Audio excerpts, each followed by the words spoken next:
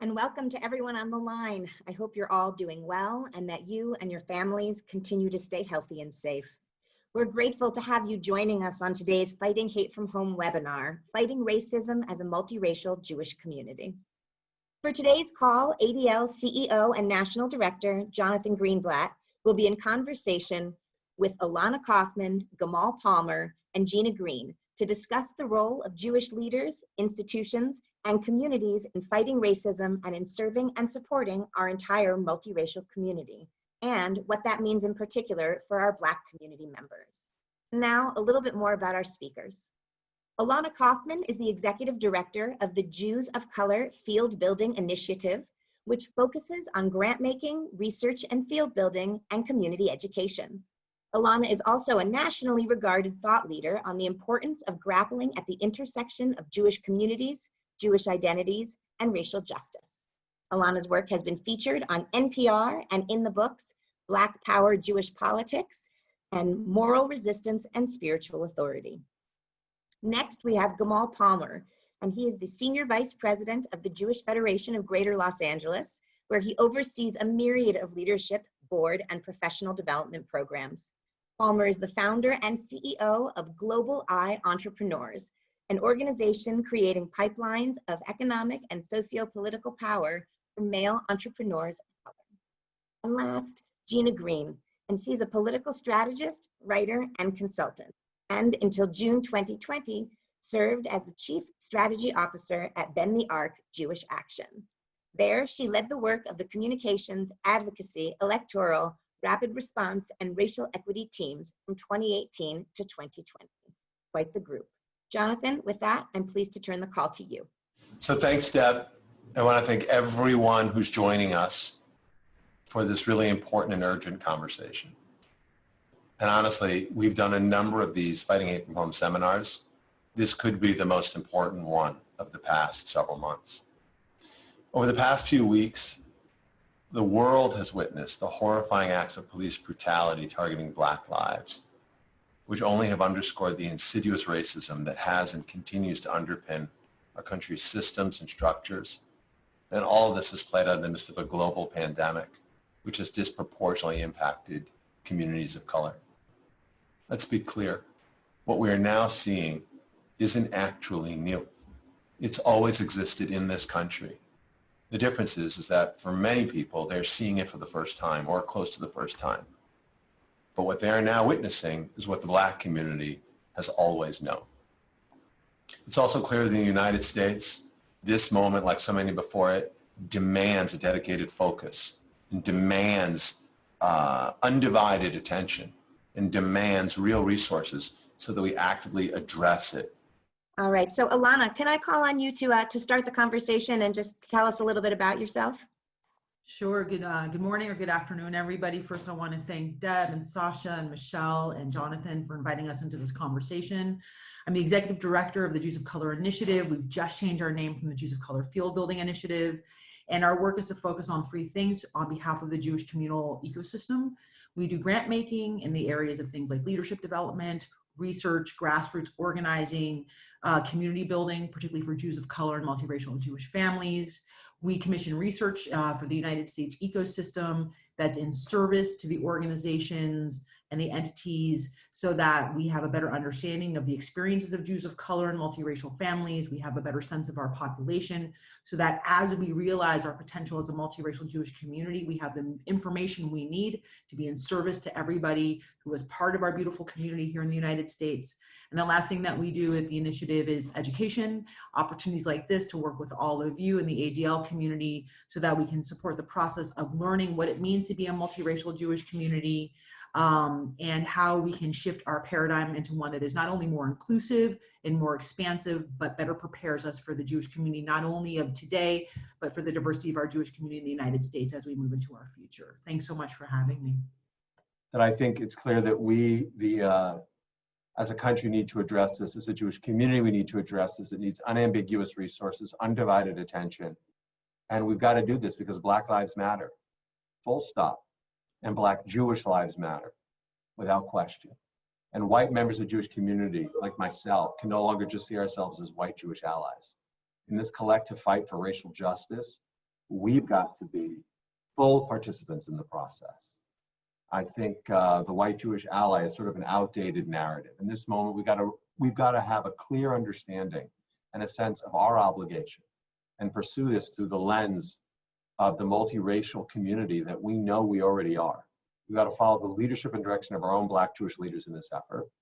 And that is not, the work is hard in general. It's particularly difficult for so many of our institutions, which I think have antiquated notions of what constitutes a Jewish community and an anachronistic idea of who its leadership is. So we've got to approach this with the kind of humility and a degree of self-awareness we haven't always had, and acknowledge we won't always get it right. But we've got a lot, I've got a lot to learn as a leader. We've got a lot to learn as an agency. We've got a ton we need to understand as a community.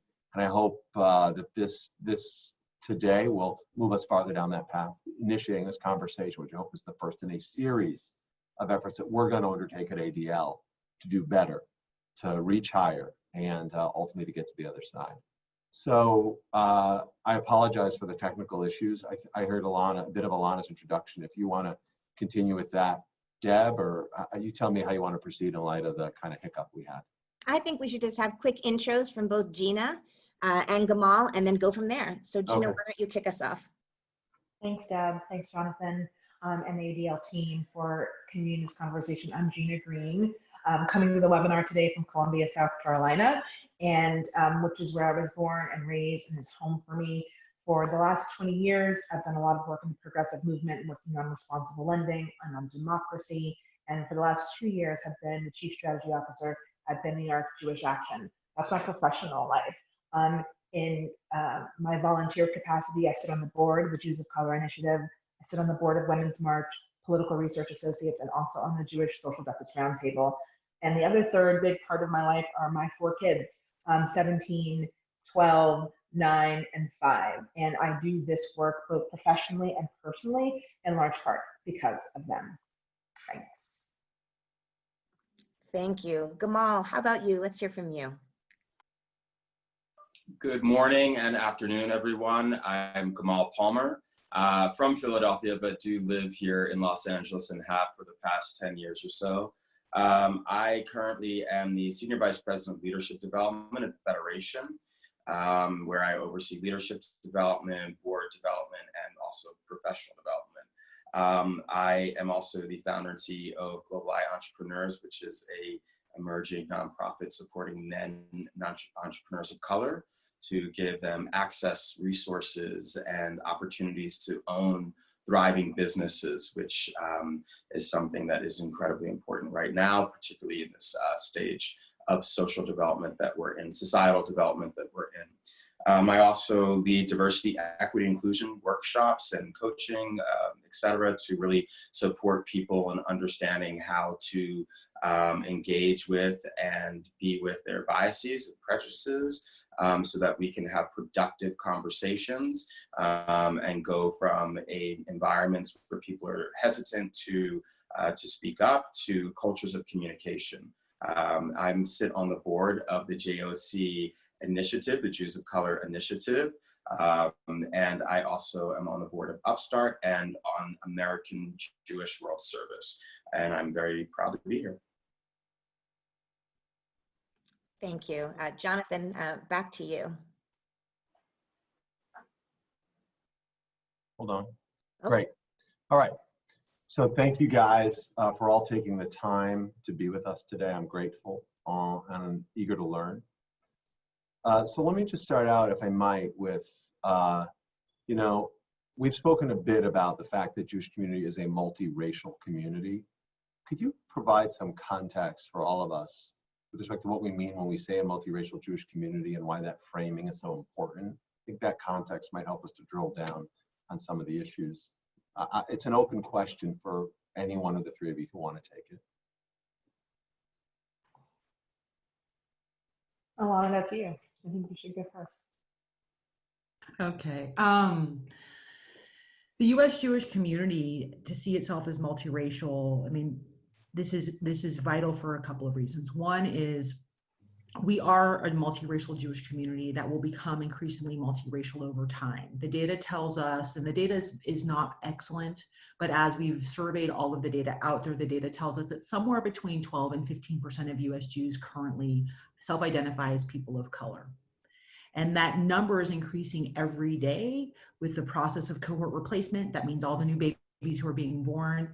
Every day in the Jewish community, those babies, there are more and more Jewish babies of color in each next cohort. And so the question is not when will the Jewish community become multiracial, if the Jewish community is multiracial. The statement is the Jewish community is multiracial, and when will we realize ourselves as such so that we navigate our own racism? And when I say racism, anybody who's part of the United States culture and community experiences and adopts perspectives of racism because it's in the air that we breathe. And so this is not about implicating any individual. This is about understanding ourselves as part of the US and what it means to be citizens and neighbors and friends. We also need to do this because in the US Jewish community, we have created a narrative of ourselves where we project ourselves and therefore see ourselves as largely white and largely as Ashkenazi and culturally Ashkenormative. As we understand ourselves as multiracial, as the opportunities for Jews of every background, every ethnicity, every denomination and style of practice emerge and take up more space in the US Jewish community, we have to make sure that the way we see and understand ourselves, the tools and skills and resources we have available to support the community all align with the diversity of the community as it is and the diversity of the community as it will be. I would also say that understanding ourselves as multiracial means that we as US Jews, again, who have largely sort of self-identified and self-reflected as white, we're only 2.2% of the US population. And we are in a context where in 2042, 2043, 2044, half of the United States are going to be people of color. This question of responding to racial injustice, this question of becoming anti-racist is not about an intellectual exercise or a whim. It's about seeing ourselves and being part of the larger US Jewish community. It's about having the sense of ourselves as part of the fabric that is multiracial. And it's about being part of a community that is aligning itself with freedom, with justice, with liberty for all. And that doesn't mean liberty for all who are white or liberty for all who are wealthy or liberty for all who are heterosexual. It means we are mixed multitudes, we are diverse, and we must have that understanding of ourselves, the skills and the tools and the capacities to navigate ourselves as such.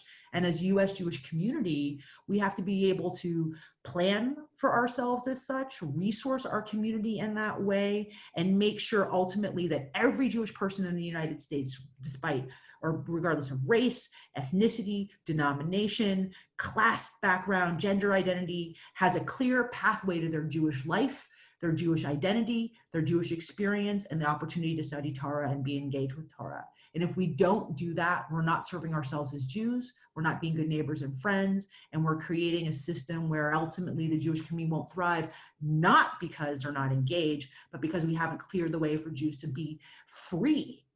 And Jewish people of color to be free, part of a larger community and part of the opportunity to engage in Jewish life and Torah.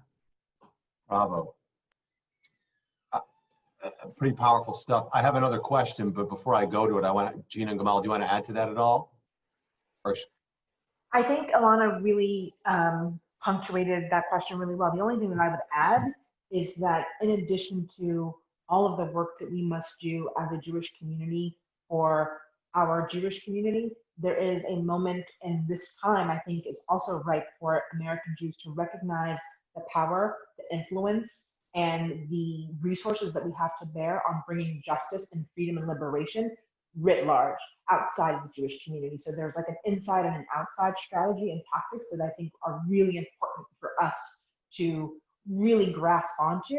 And ADL, with the history that y'all have had doing that outside work and inside work, I'm totally right to be bringing this conversation. Really want to underscore that there is work for us to do internally, but we also must use all the tools that we have to bear to bring about justice outside of our community as well.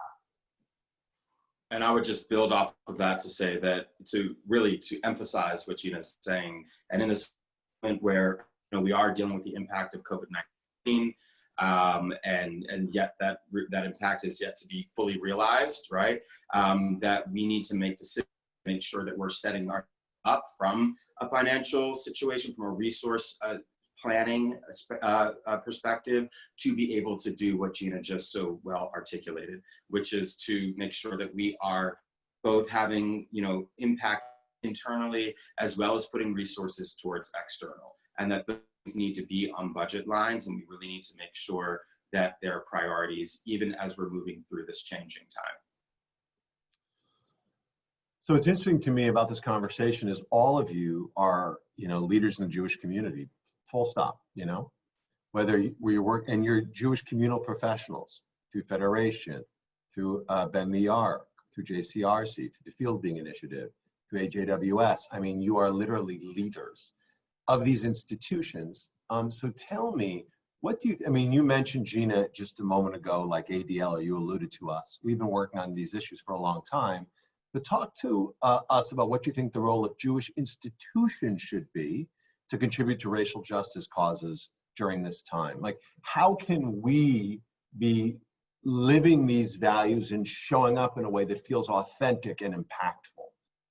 And I say that to you, like, again, I love the fact that you're all literally, you're in it, right? So you're not saying this as observers, you're saying this is really participants. The number one thing I think that as Jewish institutions we can do is actually follow the leadership of Black people and Jews of color and Black Jews, and really listening to what we have to say about what needs to happen. Ilana alluded to much of that, and I think again, what needs to happen falls into two buckets: a sort of internal bucket and its external bucket. Gamal talked about resources.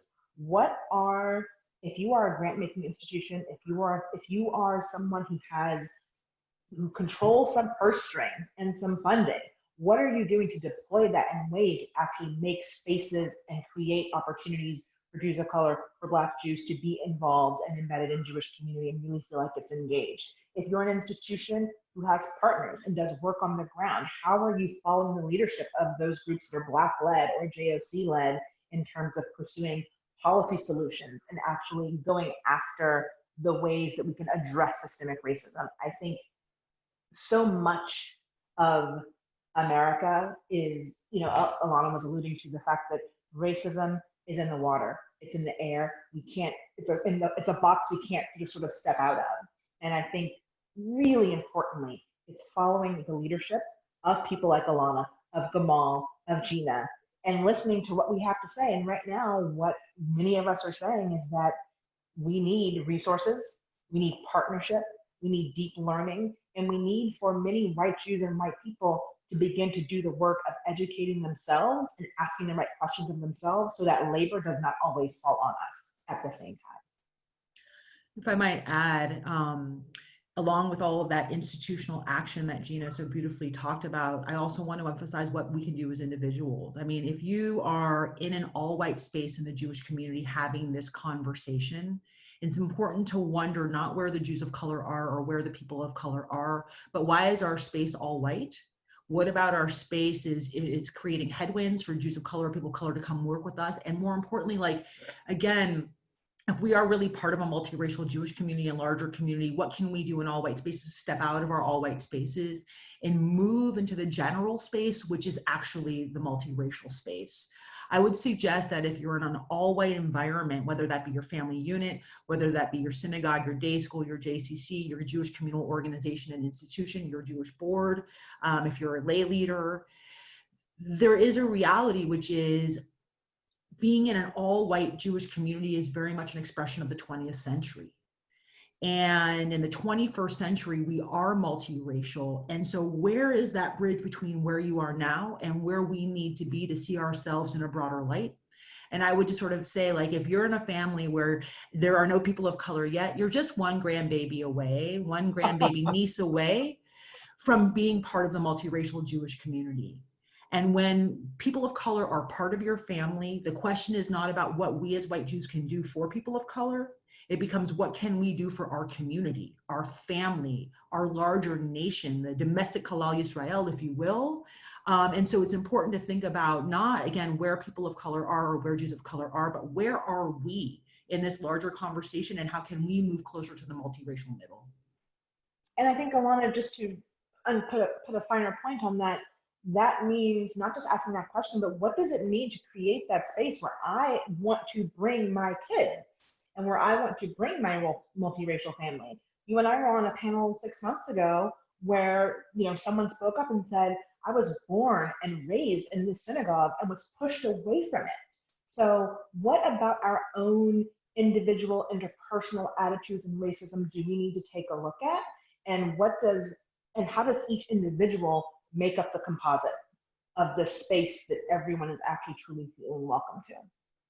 Yeah, I think that a lot of people are thinking, okay, well, how can we, we're Jews of color. We know that Jews of color are out there, which some people are just now realizing, other people have known it for a long time. It's not just about, bringing people in. It is, again, that environment, right? Like how are you going to make sure that the environment is conducive or safe when Jews of color come into that space, whether that's to be a professional, whether that is to be a congregant or a participant in a program.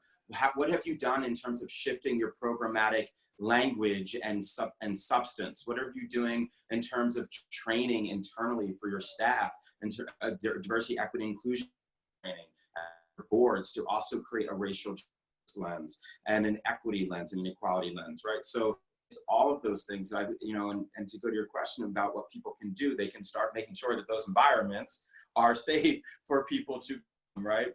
It's one thing to have a person or two people of color on the board. It's another thing to realize that they are actually having a very specific experience, and that experience may not be something that they either feel comfortable articulating, know how to articulate because they're not be aware of it yet.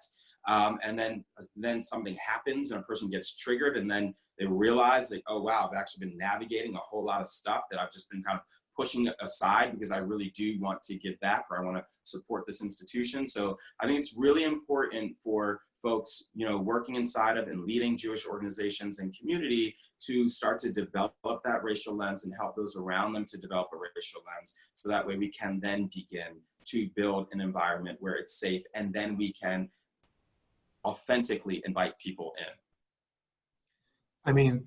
I just think this is such a powerful conversation. I know that there are a lot of people, white people who are watching who are saying, well, I'm not a racist. How does this apply to me? Can you talk a little bit about each of you, again, as Jewish communal professionals, let alone people who go to synagogue, let alone people who take their kids to the JCC, like Ginna was just alluding to.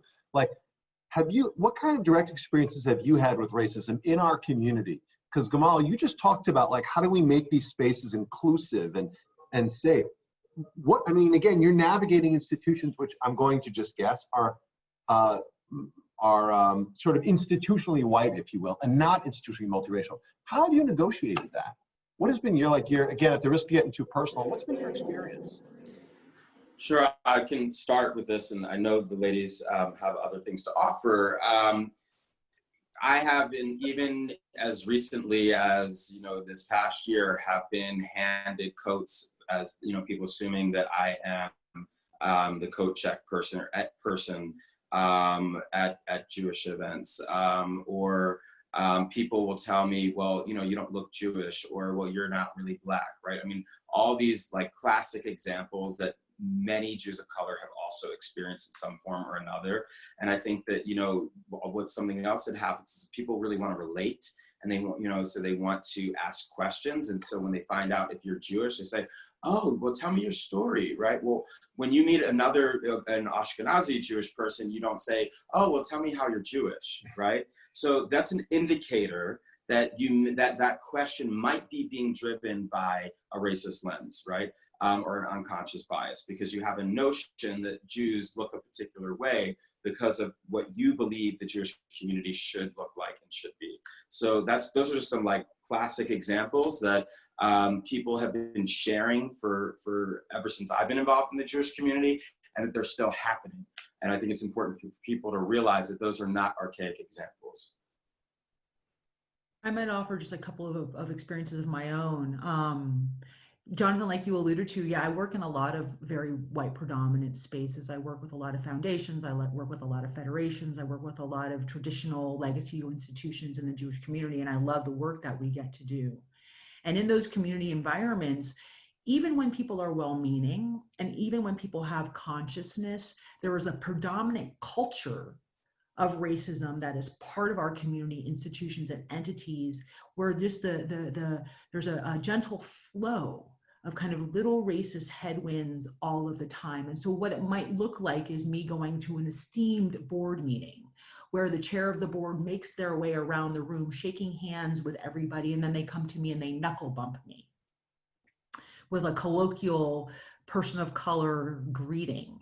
And the question is, what about me here on this board makes you think that the appropriate way to greet me, which is a stereotypical racist way of greeting people, if you choose to be, with no relationship, no in-group partnership, no familiarity?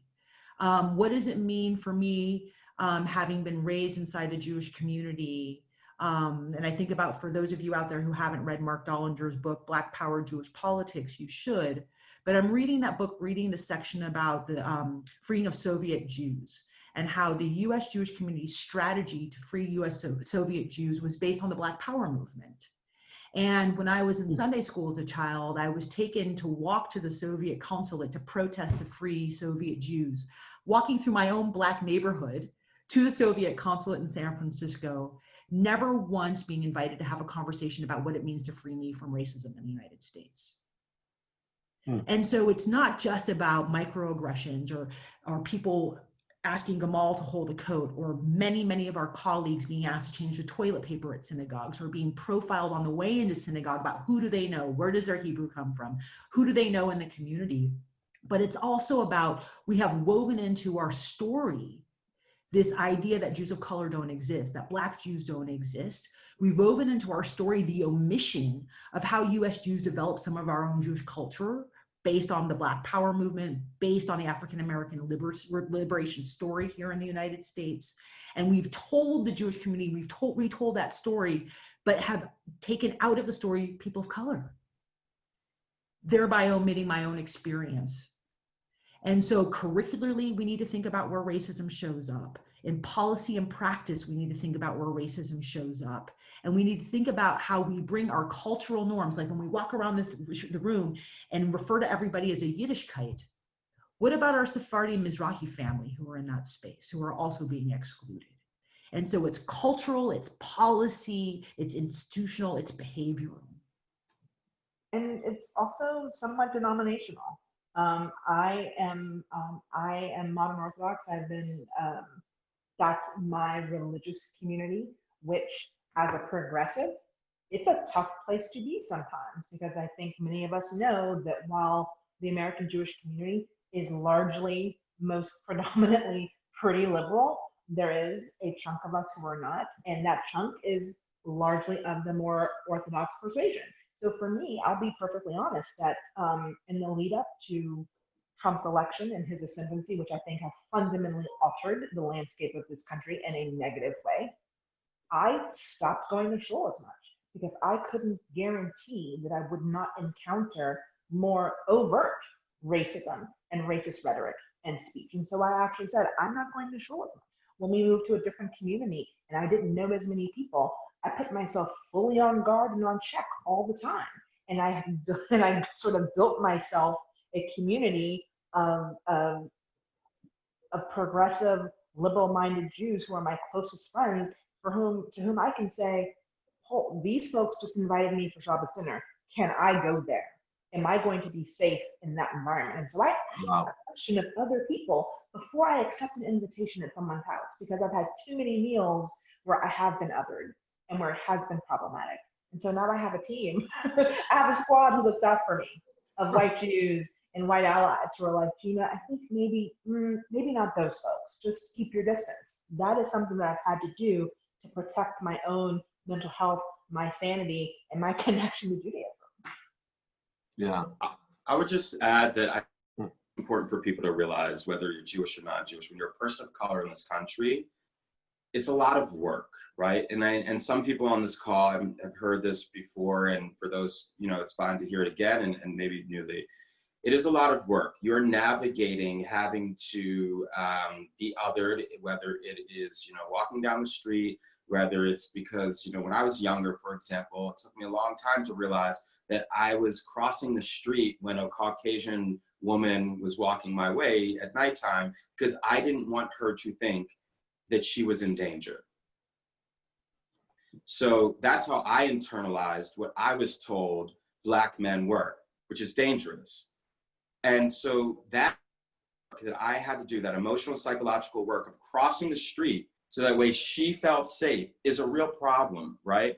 And that's one sort of like internalized experience, but there's also the externalized experience that people have of just navigating spaces based on, on racism, growing up in a culture of racism. When you go to work and and you hear the jokes, or you hear people saying things, or like what Ginna was saying, like she doesn't want to go to those Shabbat dinners anymore and have to navigate that, right? Because it's that plus the work that we have to do anyway, just to engage in society, right? And whether that's to, make great connections with people, or to do our jobs, or to raise, to make money for our families, to find our activities that we want to be involved in, and also the work of being of color. So I think when you're getting into the when you're asking the question, like, what can we do, and how can we, create communities or institutions that are conducive for multiculturalism and for inclusivity, again, a large part of that is for you to understand the amount of work that it takes for people of color to navigate American society.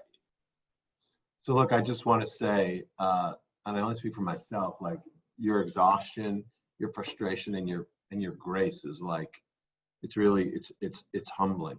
It's humbling because these things are hard, and it's hard to hear it. I can see from the comments in the chat, like how affecting it is to people. So I want to ask one more question before we open it up. So look, at ADL, we focus on fighting anti-Semitism and trying to keep the community fighting it and all forms of hate. And one of the issues we've been dealing with in recent years, and this is one of the innovations of the Trump era, is the rise of mass violence against synagogues. And we've seen in recent years, and mass violence against Jews, from Charlottesville to Pittsburgh to Poway to Jersey City to Muncie, et cetera. It's difficult. So talk to us a little bit about how we think about the very real concerns about safety and security in synagogues and communities and Jewish institutions. And yet, how do we rethink the role of policing and security in those Jewish spaces when you consider, again, Gamal, to use your term, like a multiracial lens? So how do you think that we as ADL or institutions more generally can think about balancing those equities and navigating this? I'll go ahead and take a bite out of this, and then I know my colleagues will do their thing. A couple of things, Jonathan. First, we have to recognize the importance of responding to anti-Semitism in an assertive and inclusive way. So part of that inclusive thumbtack that I just said is anti-Semitism is part of an expression of white supremacy and white nationalism that also expresses racism. And so there's an important need for us to understand that relationship and to grapple with what it means to respond to it from a root cause place rather than just a location of anti-Semitism. If we think about it just as anti-Semitism, and I in no way want to diminish the threat of anti-Semitism, when we think about just anti-Semitism, sometimes reflexively, we just think about white Jewish people. And over time, whiteness will not protect Jews from anti-Semitism because Jews will no longer only be white. And so we have to make sure we understand the relationship between anti-Semitism and racism and the movement level response, which is responding to them both at the same time. And that's where our power will come from. And that's where our ability to eradicate anti-Semitism and racism will come from and be a stronger US Jewish community and US community in general. But I also want to say, parallel to that, and this is where the challenge comes from and the invitation is, we have to acknowledge that US police forces has been trained to be biased against Black and brown people, and that they present a threat to people of color going into our synagogues, walking the street, standing on the corner, driving in our own cars. There is a threat that is presented to Black and brown people that is specific to Black and brown people and related to how US police in general are trained. And I'm not pointing my finger at all police, and I want to thank them for their service. But we have to then understand that we cannot look to the police to keep Jews safe when Jews are multiracial. We have to back out and we have to ask the question, what have we learned about alternatives to this kind of policing that can keep all Jews safe and that can recognize anti-Semitism, that can recognize racism and can respond in a holistic way? And I'll end by saying there are tools for us to better do this that are outside of the Jewish community, that are inside the movement, and that are related to talking with Black and Brown people. They're related to partnering with our Muslim community and our other religious allies out there, and focusing this conversation not from a place of centering the police, but centering Jews and safety, which means we have to elevate the conversation and try different approaches. Hear, hear. I actually don't have, I mean, Ilana nailed it really amazingly. The only thing that I would add to that is just to underscore, you know, there was a mention of white nationalism, and I think that that is really important in this current context because of exactly what that means and how white nationalism manages to weave together anti-Semitism and racism for us and for the United States. And when we talk about what that has meant, we think about Poway, and we think about Pittsburgh, and we think about Charlottesville. White nationalists and a white nationalist movement was at the core of those. And it's really important to recognize that this movement, which grew out of the success of modern struggles for civil rights, seeks a country that doesn't include any of us on this panel. The goal of that movement is a place where Blacks, Jews, people of color are not here.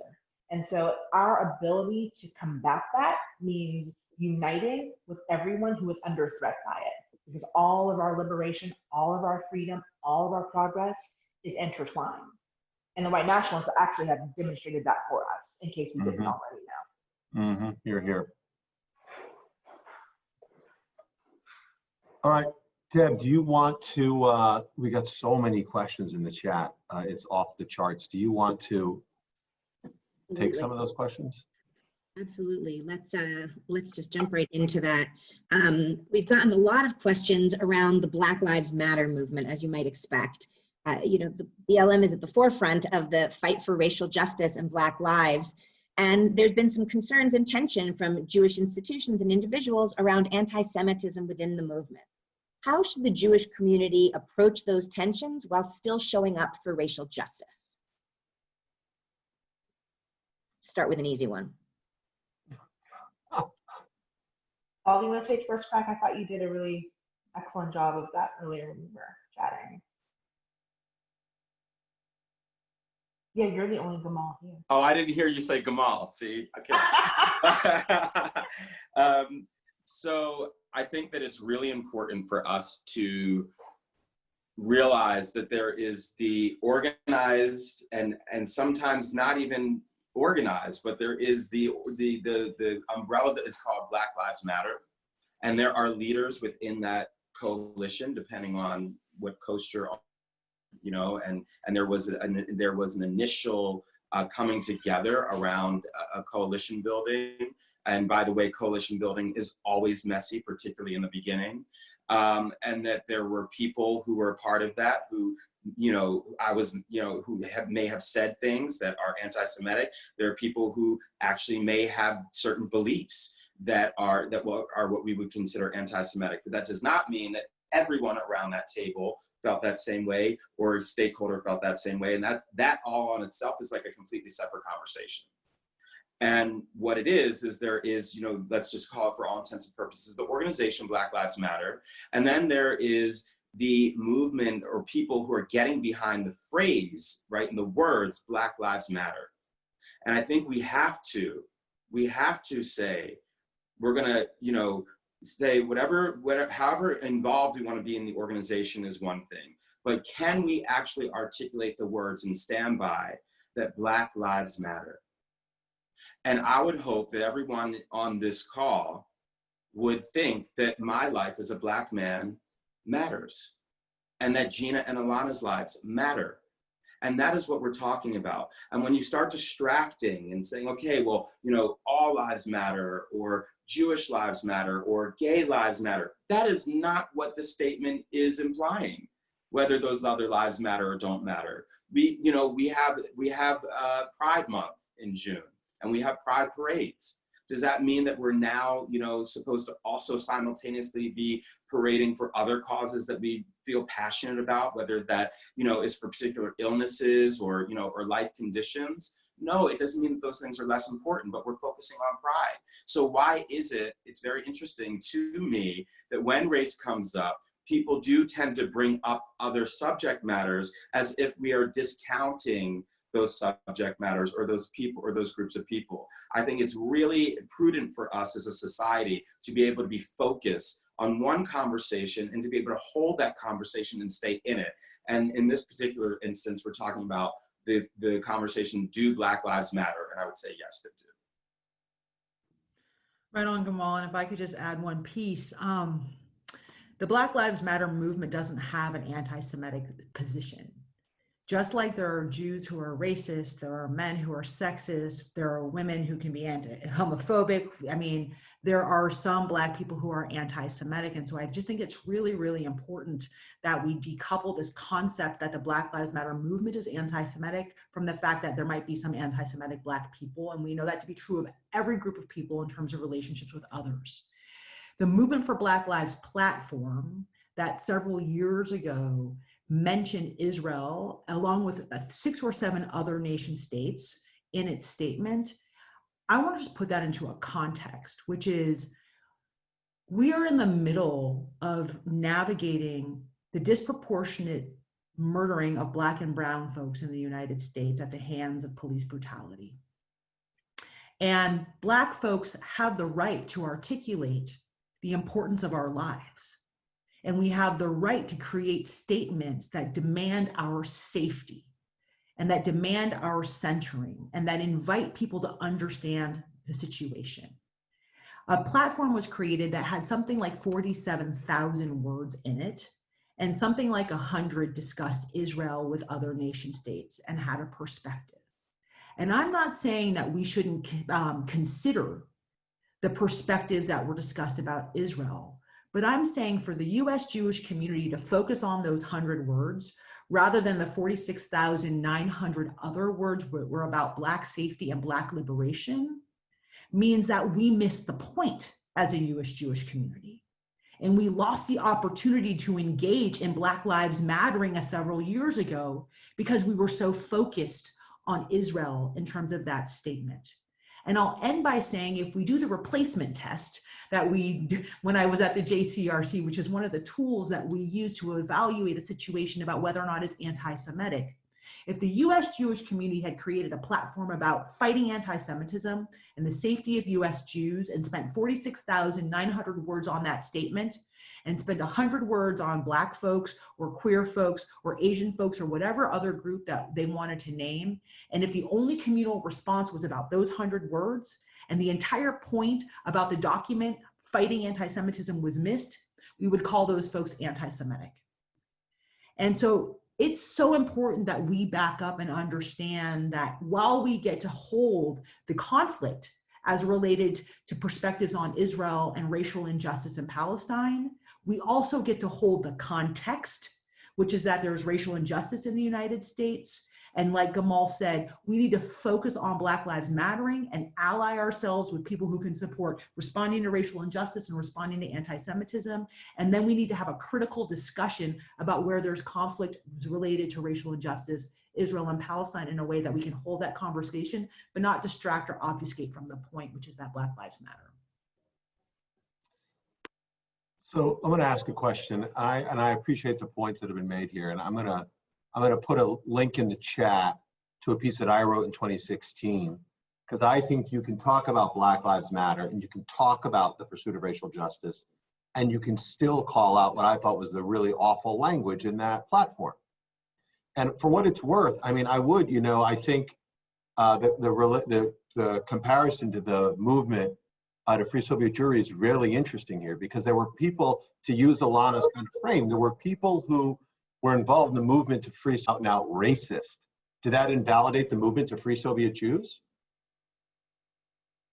There were groups in that, like the JDL, who sent pipe bombs to people they didn't like. Did that invalidate the movement to Free Soviet Jewry because they were involved? Now, at the same time, there are people in the Black Lives Matter movement who I think are anti-Semitic, who've said things that are distasteful. Does that invalidate the whole movement?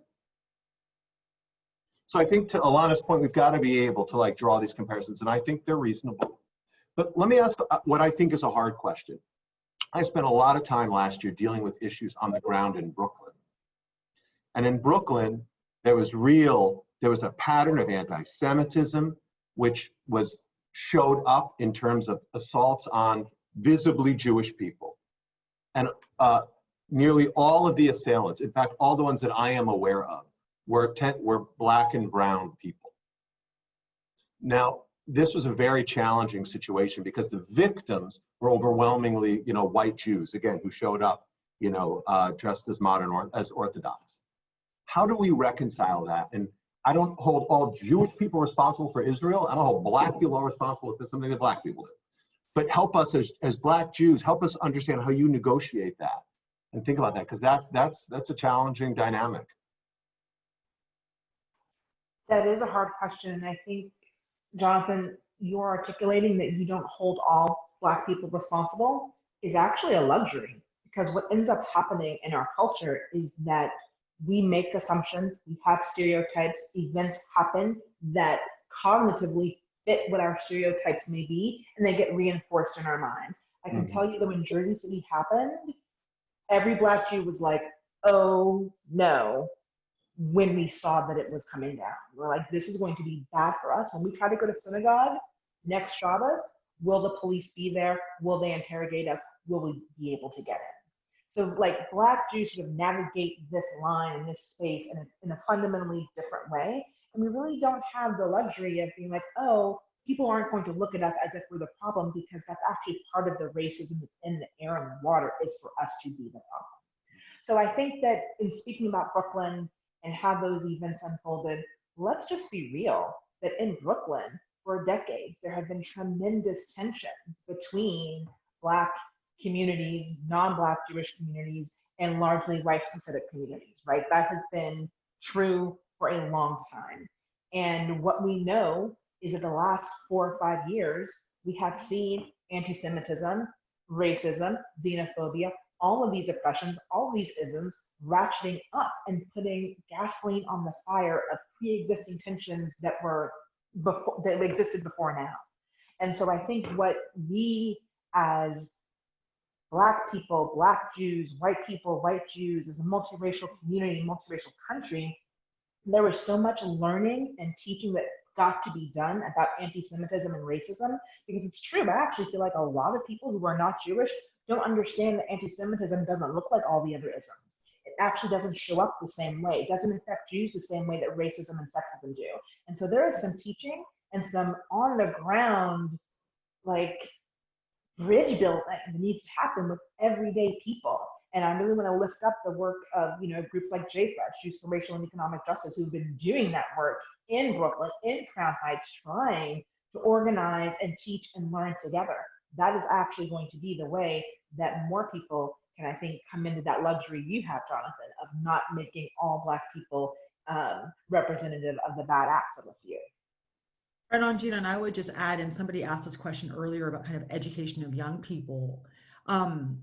We do a terrible job in this country of educating our young people about different groups, different faiths, different racial backgrounds, how to balance a checkbook. I mean, there are many, many things we do a terrible job at educating our young people in. And so we need to assume the same way that there are a lot of young kids of color who experience Jews as racist. There are a lot of Jews who experience some people of color as anti-Semitic. And we need to educate our community and our young people so that when attacks happen, that we're able to see it for what it is, which is not that Black people hate Jewish people, but that some Black people attacked some Jewish people, and there's a real problem there. And we need to look at those individual situations. In the case of some of the things that happened on the East Coast, some of those people had mental illness, and it's documented that they had mental illness. And so we should at least be curious about the role of mental illness in those attacks. But we need to be able to teach our young people, to teach ourselves as grown-ups, that not all Black people are anti-Semitic, not all Jewish people are racist. And unless we educate about that, we create a reflexive thinking loop where when something happens, we assume it is about the whole group rather than the individuals. We can respond to that with education. We can dismantle that kind of stereotype. We can see those situations for what they are, and then we can deal with them so that Jewish people, particularly those who are observant, are safe. And Black folks who have misinformation about Jewish people, we help clarify that through community education. And I would say that, and I'm seeing a lot of these questions in the chat of people feeling indicted because we're talking about race and we're talking about racism. And we're also talking about, in some ways, indirectly anti-Semitism. And, you know, I shared a very personal experience earlier on this call about how racism impacted my behavior, my thought processes, by me saying that I would cross the street when a Caucasian woman was walking down the street at night.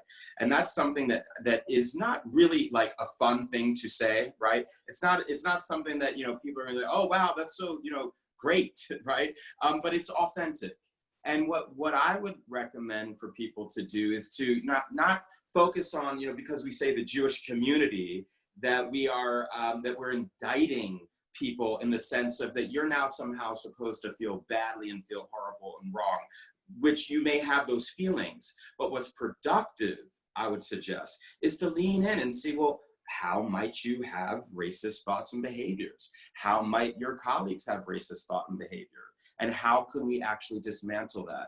That is far more productive and will get us, you know, further along in terms of the society that I believe many of us want, which is a transformed society where there actually is equality, where this conversation is no longer relevant or necessary. So I just encourage people to really lean into authenticity and to looking what is as opposed to what might not be. Those were all very thorough and fantastic answers. We are almost out of time here, and there are so many questions that we have not yet gotten to. I wonder if you might each share some of your favorite resources that will help educate folks who are on this call, especially since we're not able to get to all of the questions before we say goodbye. Ilana, why don't we start with you?